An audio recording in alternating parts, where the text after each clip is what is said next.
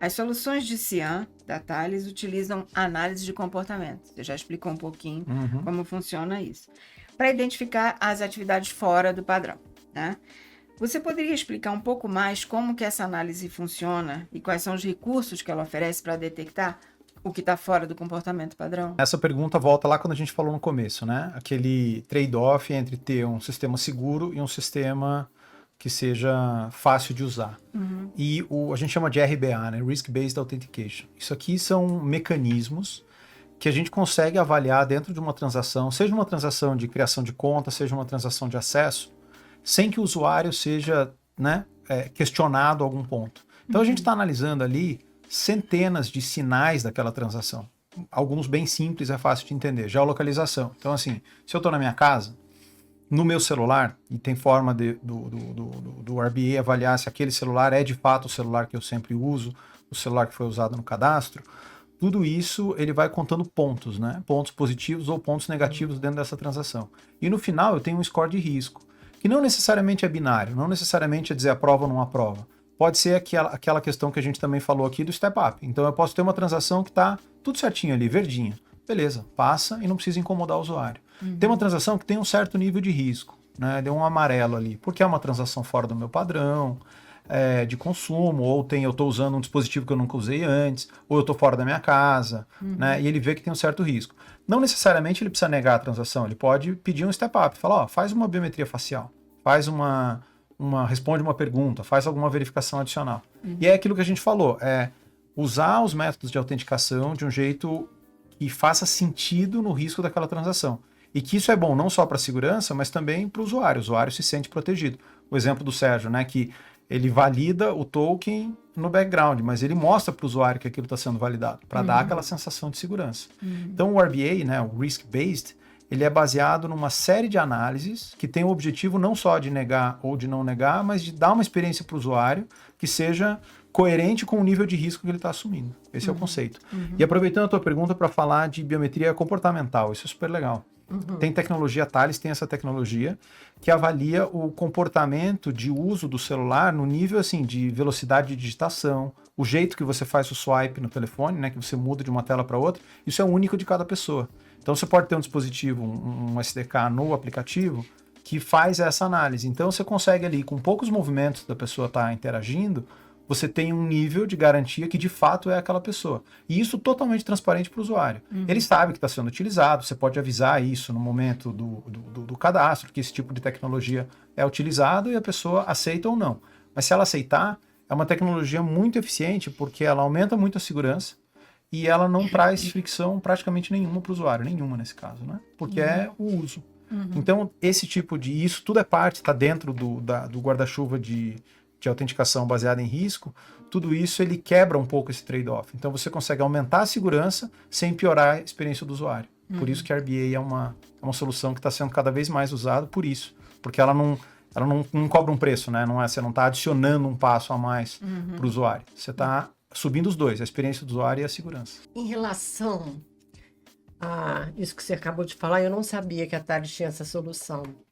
E aí me fez pensar, hein, Suzana, naquilo que a gente tem falado, até nós fizemos agora, recentemente, uma entrevista muito interessante com o Dr. Moreira Lima, falando de casos que estão correndo na justiça de pessoas que fazem uma transação e dizem que essa transação não foi feita por elas. Usando os múltiplos fatores de autenticação e tudo isso.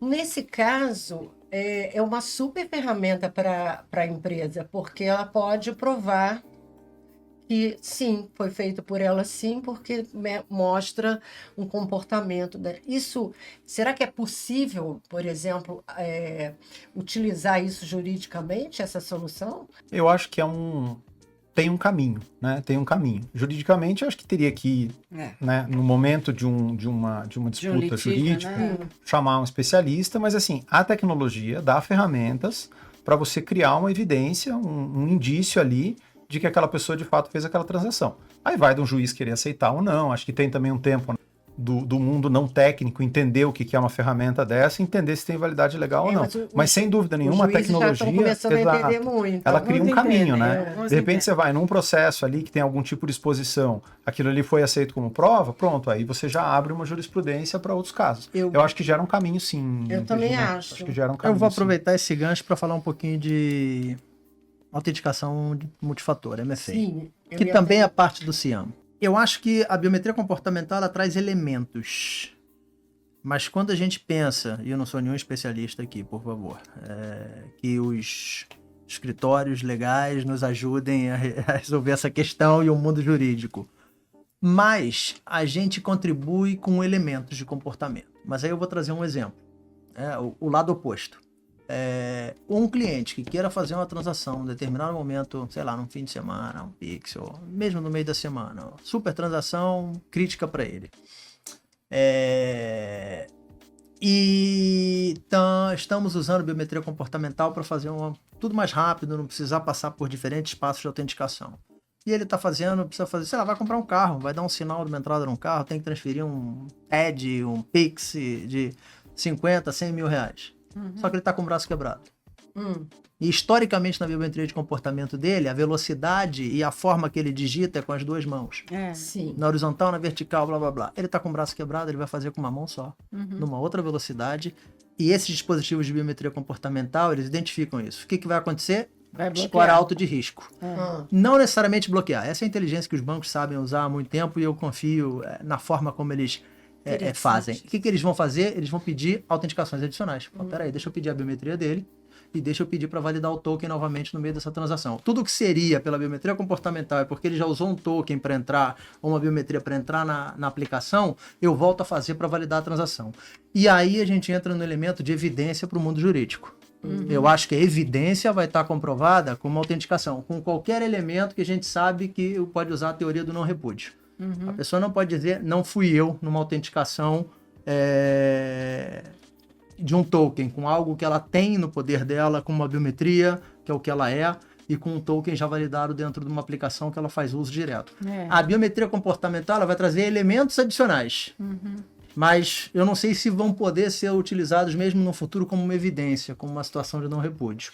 Já as autenticações, sim. E aí eu trouxe o exemplo para diferenciar no meio desse processo todo o que vai ser válido como evidência jurídica e o que talvez seja só uma contribuição, que é a biometria comportamental, que na verdade ela existe para facilitar, para ter uma interação muito amigável com os clientes que estão usando serviços digitais. Enquanto eu estou vendo que o risco é muito baixo numa biometria comportamental, eu não volto a pedir passos adicionais que vão gerar fricção. No momento que eu vejo um score de risco mais alto, eu peço passos adicionais que sim, são passos de não repúdio. E aí a coisa fica muito mais concreta dos dois lados, tanto do lado consumidor, que tem uma tranquilidade, quanto do lado da empresa, que realmente diminui o risco. Por quê?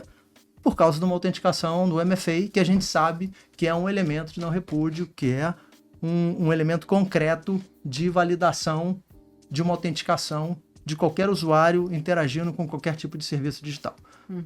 Seja os sistemas dentro da companhia, seja um serviço de online mobile banking, seja qualquer tipo de serviço digital que eu estou interagindo. Mais uma vez, laboratório, seguro, companhia aérea, etc. Mas eu tenho certeza que isso contribui demais em relação ao litígio, alguma coisa. Ainda mais com o nome da Thales, né, que é uma empresa mundialmente reconhecida e uma empresa muito séria. Então, eu acho que isso agrega muito para as empresas repudiarem não, provarem, né, a validade de uma transação, ou não. Não, e Ou tecnologia risco. ela não tem a intenção de dizer assim, é ou não é, mas ela provê evidência, né? Quer ver? Eu dou um exemplo rapidinho aqui, mas acho que é interessante no que vocês estão falando. Se eu pegar de manhã e perguntar para minha Alexa onde que eu consigo comprar pão, por exemplo. Aí eu saio de casa, pego meu carro, ligo o Waze, vou até a padaria que a Alexa me indicou. Aí eu compro um pão, pago com o meu cartão de crédito. Aí eu volto pelo Waze e abro a portaria lá do meu prédio com minha senha, um controle, alguma coisa assim. Você vê, não usou biometria em nenhum momento, mas qual é a chance, se você juntar todos esse footprint digital, de não ter sido eu que fiz isso? né? Você junta o da Alexa, claro, aqui tem toda a questão de proteção de dados, mas o conceito é que o uso da tecnologia que a gente faz deixa um rastro, né? Quando você junta todos esses rastros, fica uma evidência muito forte de quem fez aquilo. E é impressionante, quando a gente pega o RBA, o Risk Based Authentication, ele gera uns relatórios gráficos, inclusive, quando você vê exatamente a mesma transação, feito pela pessoa que de fato é o dono daquela conta, ou feito por um fraudador, são gráficos totalmente diferentes. É impressionante. Visualmente você consegue enxergar isso. E por quê? Porque o digital, ele deixa um rastro, né? Como se fosse um rastro físico. Aí é o desafio, assim, quando que a justiça vai entender isso? Quando que isso sai do mundo de tecnologia, vai para o mundo não tecnológico? Isso. Então, assim, é um processo nosso também de educar isso, né? Mas a tecnologia, assim, o rastro digital que a gente deixa, nem a gente tem noção do rastro digital que você deixa. Você sai de casa, só você ligar o Waze ali, ó, você já tá deixando ali né? Não deixa, é só você pensar. E hoje em dia, você pensa num negócio, eu preciso comprar uma blusa amarela. Daqui a pouco começa a aparecer blusa amarela. É o seu rastro digital que você vai deixando ali. No meu pensamento. Fala pra gente como que acontece a implementação dessas soluções de CIAM, como as equipes de tecnologia, não é só de tecnologia, como o Sérgio falou antes, né? São várias áreas da empresa que conseguem entender e se organizar para a solução ser implementada com sucesso. Como é que você cuida disso? A gente tem visto isso e é uma evolução também, porque 10 anos atrás também a gente conversava sobre soluções equivalentes a essa, a gente conversava com a equipe de TI. Então você tinha TI, às vezes você tinha ali alguém de segurança, apesar de que esses papéis específicos de segurança são mais recentes. Mas hoje em dia, principalmente quando a gente vai em reuniões, né, de apresentação exploratórias e tem mais áreas, você tem uma área de negócio, às vezes, ou de operação, que tem mais interesse do que as próprias áreas de tecnologia. A área de tecnologia entende o que está acontecendo, já sabe, já tem um histórico. Você fala IAM, CIAM, as pessoas já sabem do que você está falando. Mas as áreas de negócio estão entendendo que isso aqui é uma solução que vai trazer um ROI, né? Não só no combate à fraude, não só na melhora da parte de cyber. Você tem um ROI muito importante vindo da área de negócio, da área de operações também. Pegando o exemplo de CIAM B2B. Para você fazer uma gestão de um terceiro, né, de uma empresa terceira que tem que ter acesso ao teu sistema, usando a estrutura que você tem normal de RH, de cadastro de funcionário ou de TI. Então, assim, tem que dar acesso a um terceiro, tem que abrir um ticket com TI vai lá, cadastra, leva 2, 3 dias. Olha a quantidade de gente que você está envolvendo. Quando você fala para a área de negócio, que ela mesma vai ter a capacidade de criar um acesso para um terceiro, com toda a responsabilidade, usando o consentimento do terceiro que vai ter acesso aos teus sistemas, delegando o poder para esse terceiro fazer a gestão dos funcionários dele. Sem precisar passar Sem por precisar TI. passar por TI, por RH, por ninguém. Então, você começa a ver que tem um ganho operacional aí. Eu me preocuparia. Né? Lembrando que TI ou segurança vai ter o tracking de todas esses acessos, essas autorizações, essas delegações. Então, todo mundo... A preocupação vem, claro, parece que se abriu a porteira ali, né? Não, pelo contrário, fica até mais seguro do que era antes por causa daquele case que eu falei. Você dá um acesso a um terceiro. Se não tiver ninguém fazendo a gestão disso, e esse terceiro sai da empresa terceira, você vai levar um mês para, né, quando der um problema, para tirar aquele acesso. Pelo contrário, isso você melhora essa gestão, você passa parte dessa gestão para o controle das áreas de negócio. Operações tem um alívio fantástico com isso, mas ao mesmo tempo você com mecanismos que garantem e até melhoram a questão da segurança. Essa é a sacada do B2B, né? De ter uma gestão específica para terceiro. Como diz a Suzana do BIAN. Como que o CIAM ajuda a proteção de dados em face à lei de proteção de dados, efetivamente? Lei de proteção de dados, acho que é lei, então você tem que fazer. E às vezes, né, fala LGPD, as pessoas ficam preocupadas, né? Tem aquele medo. LGPD, a questão é a seguinte, tem que ter uma muito boa comunicação e um bom registro. A solução de CIAM da Thales tem o que a gente chama de Consent Management, que é um módulo que faz essa gestão. Então você vai fazer um cadastro, coloca ali todas as condições legais, a pessoa aceita ou não aceita, tudo isso fica registrado e qualquer operação que você vai fazer no futuro, você checa nesse Consent Manager para ver, eu posso ter essa ação com essa pessoa ou ela está autorizada a ter esse acesso baseado nos aceites que essa pessoa forneceu. Você pode solicitar o aceite e ter claridade nisso. Acho que LGPD é comunicação clara, registro claro e uma operação que Processo bem respeite isso. definido, Processo né? bem definido. Né? Capacidade de apagar os dados, porque isso a LGPD garante. Então, assim, você pediu para o usuário para usar os dados dele para operação 1, 2 e 3 e não operação 4, respeita isso. Uma boa gestão de CIAM não vai te dar dor de cabeça com LGPD.